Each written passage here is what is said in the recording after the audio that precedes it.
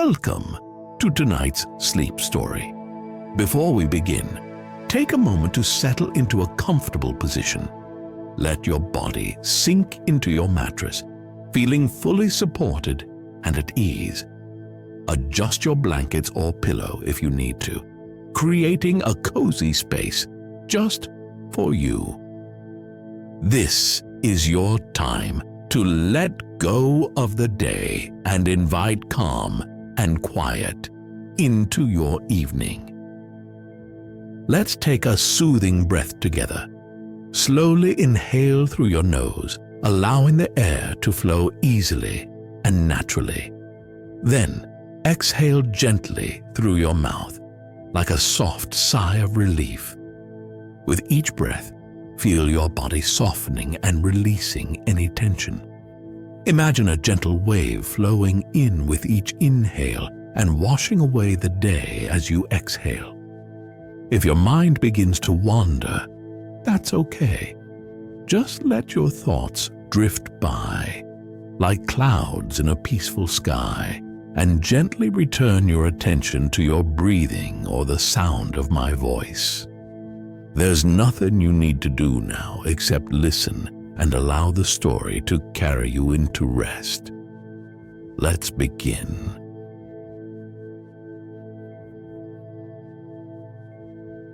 Chapter 1. The Evening Whispers.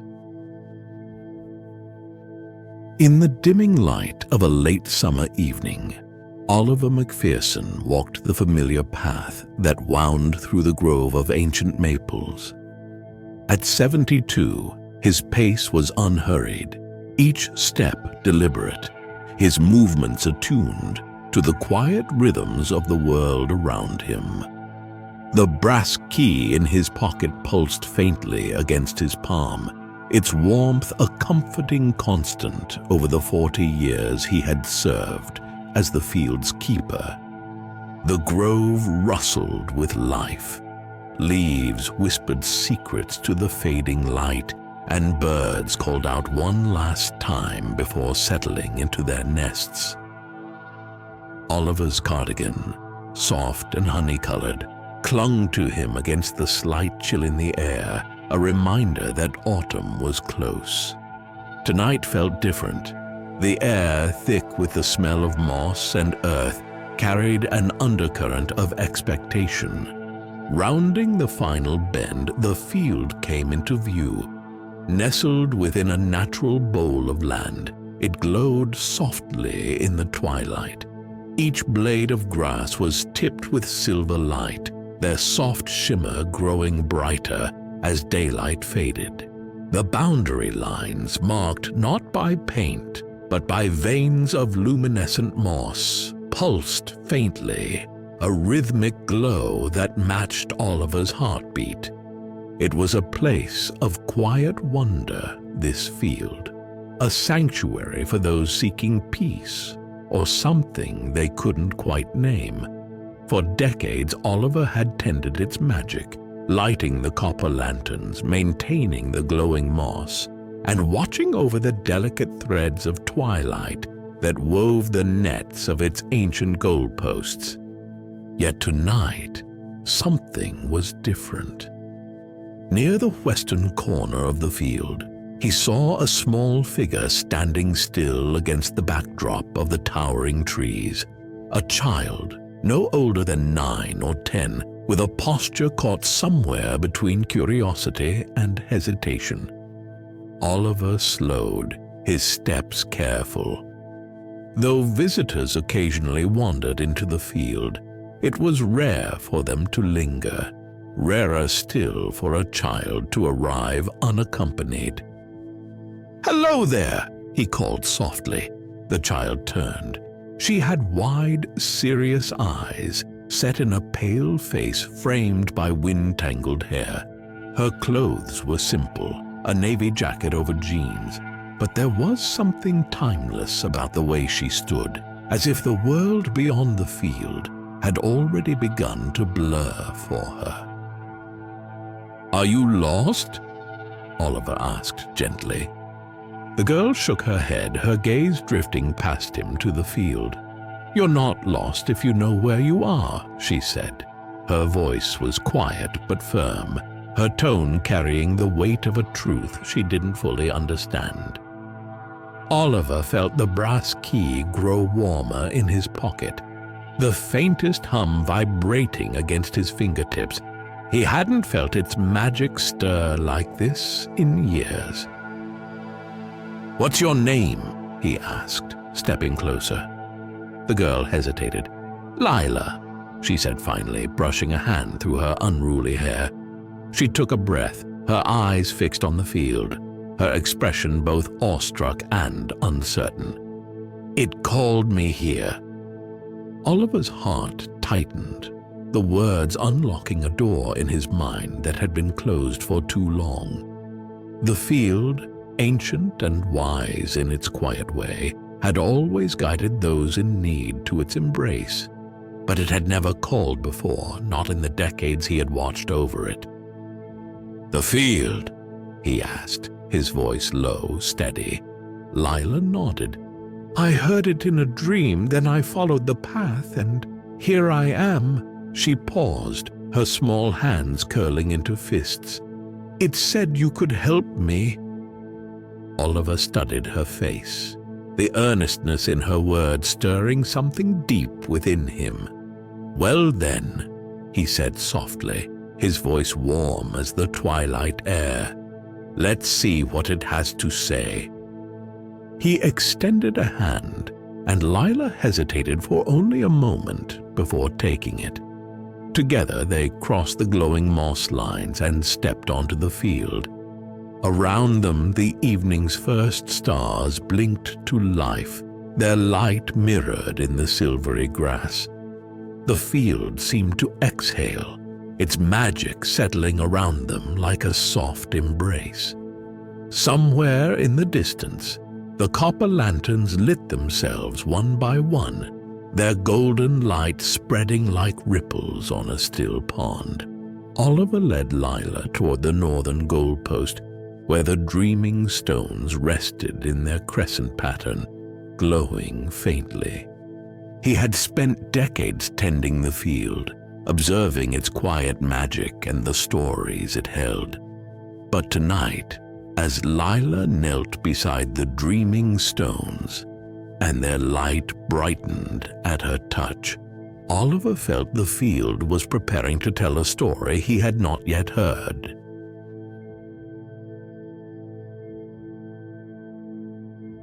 Chapter 2. The Keeper's Guidance. The sky deepened into indigo, stars blooming above Millbrook Vale like blossoms unfolding in slow motion. Oliver walked the perimeter of the field, lighting the copper lanterns as Lila followed behind. She didn't speak, but her eyes moved constantly, taking in every detail. The glowing moss, the rippling grass, the faint hum that seemed to vibrate in the air like the final note of a distant song. "The field looks like it's alive," she said at last, her voice soft but curious. Oliver paused, the lantern he had just lit casting a warm halo around them. "That's because it is," he replied. "Not in the way we are, but in its own quiet way. It listens, it remembers." Lila tilted her head. "Remembers what?" Oliver's smile was faint, almost wistful. "The lives of those who've passed through it, their stories, their dreams." He gestured toward the northern goalpost. "Come, let me show you something." They walked together to the crescent of smooth, glowing stones, nestled near the northern edge of the field. The dreaming stones, Oliver called them, though he still didn't fully understand their magic. He knelt beside the largest stone and motioned for Lila to do the same.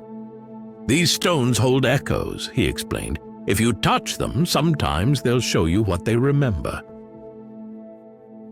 Lila hesitated, her small hand hovering above the smooth surface. "What if I don't like what I see?" Oliver's expression softened. The field only shows what it thinks you need to see. Trust it." With a deep breath, Lila pressed her fingers against the stone. The light beneath her palm brightened, and her eyes widened as shapes began to form within the stone's glow. A face appeared, round and smiling, framed by soft curls. The woman wore a green scarf and held a soccer ball in her hands. Lila gasped. "That's my grandmother. She used to tell me stories about playing here when she was my age, but—" She paused, her voice trembling. "She's gone now." Oliver rested a hand on her shoulder. "Gone, but not forgotten," he said gently. "The field holds on to moments like these, so we can carry them with us." Tears brimmed in Lila's eyes, but she didn't look away from the glowing image. The woman in the stone laughed, tossing the ball into the air, her joy as vivid as if she stood before them. "I didn't know she was happy like this," Lila whispered. Oliver nodded. "The field has a way of showing us what we need to know, even if it's not what we expected." The light within the stone dimmed as Lila withdrew her hand. She sat back silent, and Oliver gave her space, watching as the emotions played across her face. "You said the field listens," she said finally. "Does it ever talk?" "Not in words," Oliver replied, standing.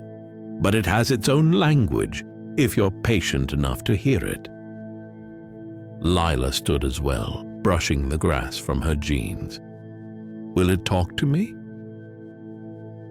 Oliver considered her for a long moment. "Perhaps," he said. "The field has called you here for a reason. Let's see what else it wants to show you." That night, as the moon rose high above the field, Oliver and Lila walked to the southwestern corner, where a stream emerged from beneath a mossy stone arch. The water flowed in slow, deliberate loops around the field, its surface shimmering like liquid stars. "This stream isn't like others," Oliver said as they approached. "It doesn't rush or babble. It moves with the rhythm of the field." Lila knelt beside it, dipping her fingers into the cool water. Ripples spread outward, producing faint notes that sounded like wind chimes played by a distant breeze. Her brow furrowed. "It's singing?" Oliver smiled. "Everything here has its own song. The stream, the grass, the lanterns. Even the goalposts hum if you listen closely." Lila looked up at him. "What's your song, then?" For a moment, Oliver didn't answer. He stared out across the glowing field, his heart heavy with the weight of decades spent tending its quiet magic. "Mine is fading," he said at last, "and that's how it should be." Later, they returned to the keeper's bench, a sturdy seat carved from the trunk of a fallen maple tree. Oliver sat with a sigh, pulling out his well-worn notebook. Lila sat beside him, her legs swinging beneath her. "What's in there?" she asked, nodding toward the notebook. "Stories," Oliver replied, flipping through the pages. The faint scent of ink and aged paper wafted into the night air. Notes about the field, what I've learned, what it's taught me. Lila leaned closer, her curiosity bright in the lantern light. "Can I read it?" Oliver hesitated, then handed the notebook to her. "You can read it one day," he said, "but not yet. First, you have to write your own story here." Lila's fingers brushed the leather cover. She opened her mouth to respond, but before she could speak, the lanterns around the field flickered, their light intensifying. The moss lines pulsed brighter, and the grass shimmered as if caught in a sudden breeze. The field was speaking. Oliver stood, his gaze sweeping across the glowing landscape. "Come," he said, his voice firm but calm. "There's something you need to see." Lila followed him to the center of the field, her heart pounding as the air grew thick with possibility. The moss lines brightened, forming intricate patterns that spread outward like a spider's web. At the very center, a circle of grass began to shimmer more brightly than the rest, the glow intensifying until it was almost blinding. "What is that?" Lila whispered. Oliver smiled, his voice filled with quiet awe. "The beginning of your story."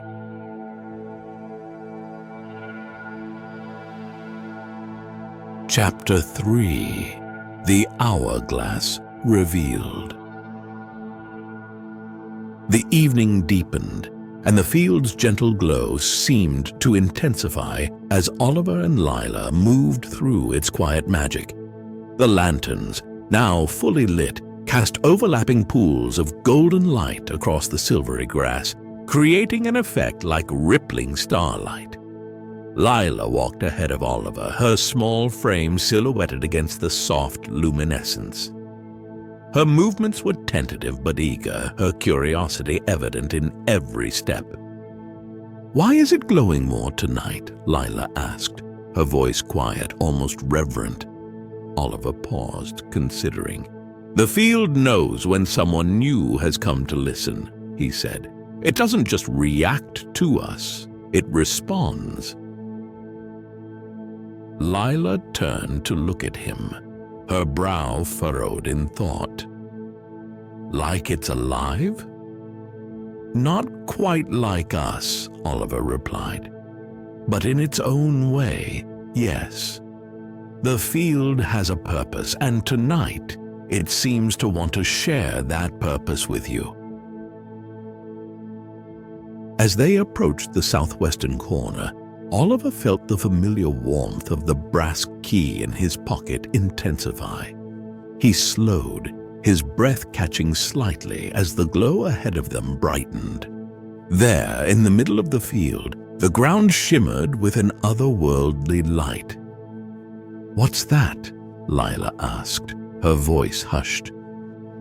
Oliver didn't answer immediately. He knelt beside the glowing patch of grass and ran his hand over it. The surface was warm, pulsing faintly, as though the earth itself was breathing. "This," he said at last, "is something I haven't seen in many years." The glow began to concentrate, gathering into a circular shape. Slowly, as if rising from the very soil, an object emerged. An hourglass, its frame crafted from strands of light that seemed woven from the moon itself. The sand within glowed golden at first, then silver, spiraling endlessly rather than falling in a single direction. "What is it?" Lila whispered, stepping closer. "The hourglass," Oliver said, his voice heavy with wonder. "It holds the field's memory, its story, and sometimes it shows glimpses of what might come." Lila crouched beside him, her face bathed in the hourglass's soft glow. "How does it work?" Oliver reached out, his hand hovering just above the hourglass's delicate frame. "It's not about how," he said. "It's about what it shows and who it chooses to show it to." As his fingers brushed the frame, the spiraling sand began to shift. Images formed within the glass, a boy running across the field, laughter in his eyes, a woman standing beneath the ancient trees, her expression a mix of joy and longing, a much younger Oliver, holding the brass key for the first time, his face filled with quiet resolve. Lila gasped as the images changed again. She saw herself standing in the center of the field, the lanterns glowing brighter than ever. She was older, her hair longer, her posture more assured, but the wonder in her eyes was unmistakable. "Is that me?" she asked, her voice trembling.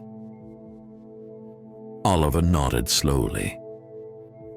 The field sees what we cannot. It knows the shape of things to come, even if the path isn't clear to us. The sand shifted once more, forming symbols that neither of them could read, but both felt deeply. The symbols pulsed with meaning, leaving impressions in Oliver's chest: trust, transition, and an inevitable passing of the torch. "It's showing you this for a reason," Oliver said. "You're part of this now." As they sat beside the hourglass, the air around them seemed to thicken, heavy with the weight of the field's magic. Lila reached out tentatively, her fingers grazing the glass. The images flickered, then stabilized. She saw the dreaming stones, glowing more brightly than ever. She saw the stream that circled the field, its waters reflecting not the sky above, but scenes of joy and reconciliation. She saw herself laughing, surrounded by other children, the field alive with their presence. "I don't understand," she said softly. "You don't have to." "Not yet," Oliver replied. "The field reveals itself slowly. It will take time, but the answers will come." The hourglass's glow dimmed slightly, its magic settling into a quiet rhythm. Lila sat back, her gaze fixed on it as though it might disappear if she looked away. "Why now?" she asked, breaking the silence. Oliver looked out across the field, his heart heavy yet calm. "Because I've been its keeper for 40 years, he said, his voice steady, "and keepers don't stay forever."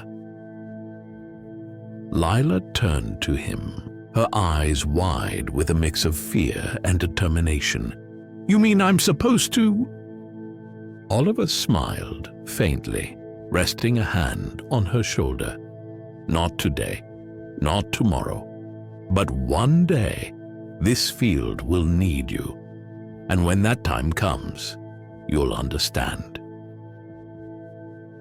They remained by the hourglass until the stars above had shifted far along their nightly arc. The field's glow began to fade, returning to its usual gentle luminescence. Lila stood, brushing her hands against her jeans, and glanced back at the hourglass one last time. "Will it stay here?" she asked. Oliver shook his head. "It comes and goes as it needs to. But the field's memory is always with us." As they walked back toward the keeper's bench, Lila fell into thoughtful silence. The lanterns dimmed slightly as they passed, their light soft and golden, as though they too were easing into rest.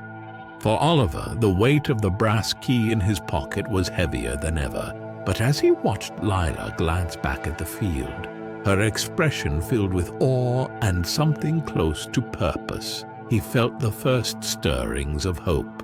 The field, in its quiet way, had chosen.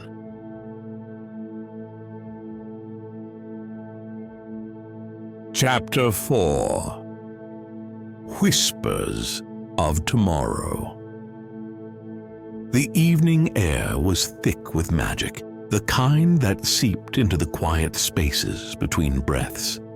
Lila walked the field's boundary, her small hand brushing the glowing moss lines as they pulsed faintly under her touch. Oliver followed a few paces behind, watching her with a mixture of pride and melancholy.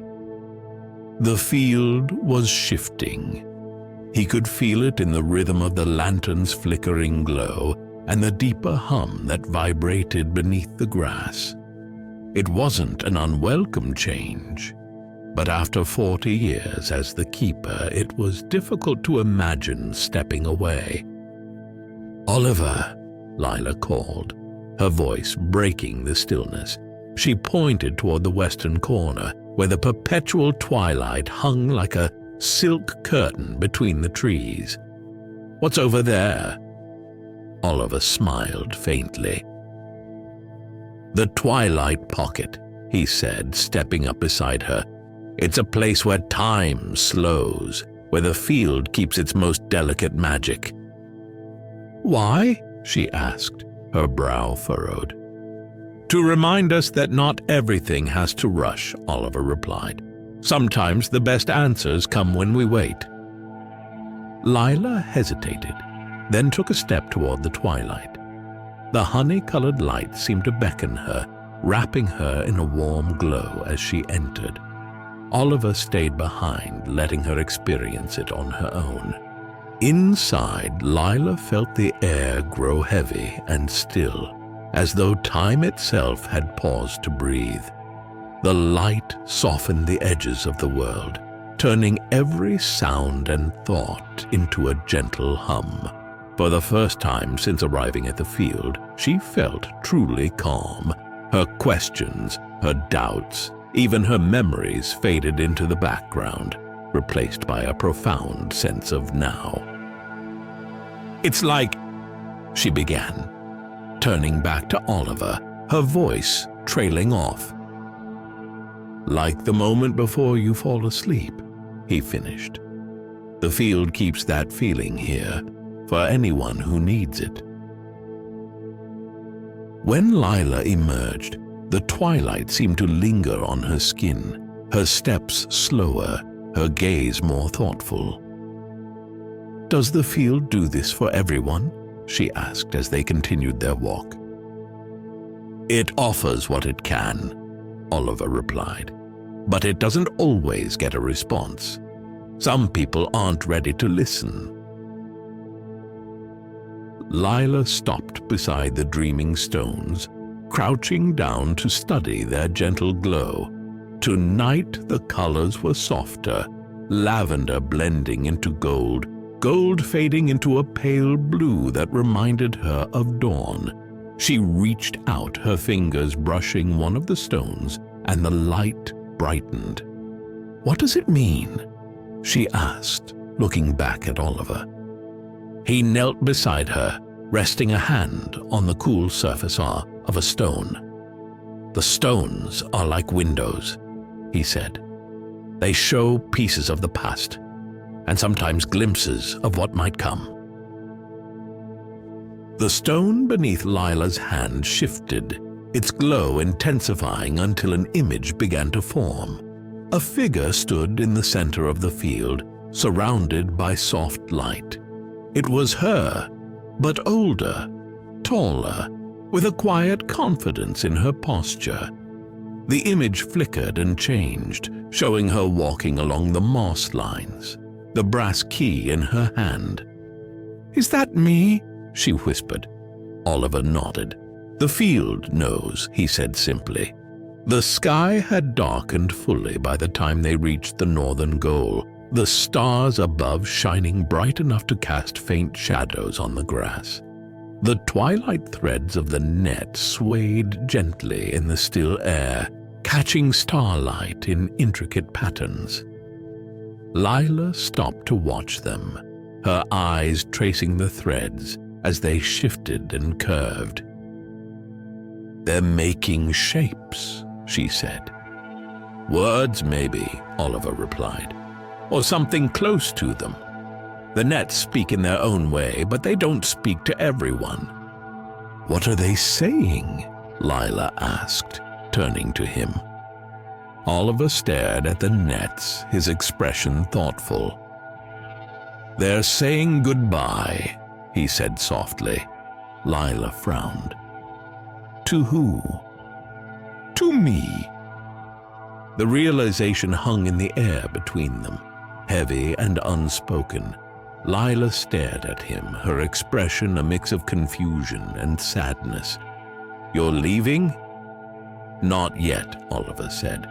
But the field knows when it's time for things to change, and it's telling me my time as keeper is drawing to an end. Lila was quiet for a long moment. Then, with a determined set to her jaw, she said, I don't want you to go. Oliver smiled, his heart aching and full all at once. Neither do I, he admitted, but the field doesn't make mistakes. It called you here for a reason. They returned to the bench by the field's edge, the lanterns casting their golden glow around them. Oliver pulled his notebook from his pocket, its pages filled with decades of notes and sketches. He handed it to Lila, who hesitated before taking it. What's in here? She asked. Everything I've learned, he said, about the field, about its magic, about being a keeper. It's not complete, and it never will be, but it's a start. Lila flipped through the pages, her fingers brushing over sketches of the hourglass, the dreaming stones, and the moss lines. Each entry was written in Oliver's steady hand, the words careful and deliberate. I don't know if I can do this, she said finally, closing the notebook.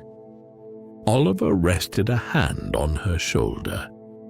Neither did I, at first, he said. But the field has a way of teaching you. All you have to do is listen. Lila looked out at the field, her expression filled with wonder and something deeper, something closer to belief. The grass shimmered faintly in the starlight, the boundary lines pulsing with quiet energy.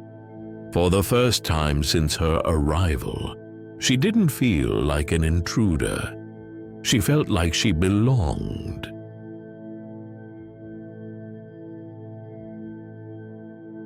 Chapter 5. The Field's Lullaby. The summer night stretched over Millbrook Vale like a velvet blanket, deep and still, with stars scattered like fragments of dreams. Lila sat on the keeper's bench, the well-worn notebook resting on her lap. Oliver stood nearby, his eyes scanning the field as though committing every blade of grass, every glowing line of moss, to memory. The lanterns flickered softly, their golden light casting gentle shadows that swayed like a slow waltz. The nets at each goal moved in the same rhythm, their twilight threads catching the starlight and weaving it into faint melodies. The air smelled sweet, of jasmine and grass, warmed by the day, tinged with the earthy promise of night. Tell me about your first night here, Lila said suddenly, breaking the silence. Oliver turned, his lips curling into a faint smile. It was quieter then, he said, his voice low and even. No lanterns, no dreaming stones, just the field and me. He sat beside her, leaning back against the bench. I was scared at first, he admitted, afraid I'd fail, afraid the field wouldn't trust me. But the more I listened, the more I realized it wasn't asking me to change it. It just wanted me to care for it, to keep it safe. And did you? Lila asked. Oliver nodded. I like to think so, he said. But the field has always been bigger than any one keeper. It's not just a place, it's a promise. The brass key, warm and humming softly, lay between them now, Lila reached for it tentatively, her fingers brushing its smooth surface. "I don't feel ready," she said. Oliver's gaze softened. "Neither was I," he said. "But readiness doesn't come before the journey. It comes with the journey." He took her hand, folding the key into her palm. "The field chose you, Lila. That means it sees something in you that maybe even you don't see yet." She looked down at the key, its quiet warmth spreading through her fingers. Around them, the field seemed to hold its breath, the lantern light steady, the grass swaying in an almost imperceptible breeze. As the night deepened, the field came alive with a new kind of magic. The boundary lines glowed brighter, their pearl-like radiance pulsing in harmony with the soft hum that rose from the ground. The dreaming stones shimmered, their colors shifting through blues and golds, painting the air with faint patterns that moved like ripples on water. Lila watched in awe as tiny lights began to rise from the grass, like fireflies, but more ethereal, more delicate. They swirled around her, drifting upward in slow spirals, forming shapes that reminded her of constellations. "What are they?" she whispered. "Fragments of the field's memory," Oliver replied, his voice filled with reverence. "Every peaceful moment, every quiet wonder, it gathers them and lets them go, like wishes carried on the wind." The lights rose higher, blending with the stars until they were indistinguishable. Lila felt a deep calm settle over her, the kind of peace that softened the edges of her thoughts and slowed the rhythm of her heart. At last, Oliver stood. His movements were slow, deliberate, as though he were giving the field time to adjust to his absence. "It's your turn now," he said softly. Lila looked up at him, her eyes wide but steady. "Will I ever see you again?" Oliver smiled. "The field has a way of keeping us connected," he said. "And I think you'll find that its magic doesn't end at the moss lines." He rested a hand on her shoulder, his grip firm but gentle. "Trust yourself, Lila. The field does." With that, he walked toward the edge of the field. The lanterns dimmed as he passed, their light bowing in farewell. When he reached the grove of ancient maples, he paused, turning back for one last look. Lila stood in the center of the field, the brass key held tightly in her hand. The lanterns brightened slightly as though welcoming her. The grass rippled, the moss lines glowed, and the nets swayed to a song she would spend years learning to hear. Oliver smiled, then disappeared into the trees. Lila stayed where she was, the key warm in her hand, the field breathing gently around her. She walked slowly to the dreaming stones and sat among them, her heart full but light. She opened the notebook Oliver had given her, flipping to a blank page. The copper lanterns glowed softly, their light casting a golden haze over the words she began to write. She didn't know what her story would become, but as she sat there, surrounded by the field's magic, she knew she wasn't alone. The grass swayed, the moss lines pulsed, and the nets sang their quiet lullaby. Above, the stars shimmered in a sky so vast it seemed to hold all the dreams of the world. And as Lila wrote her first words as the keeper of the field, The world grew still, as though leaning in to listen.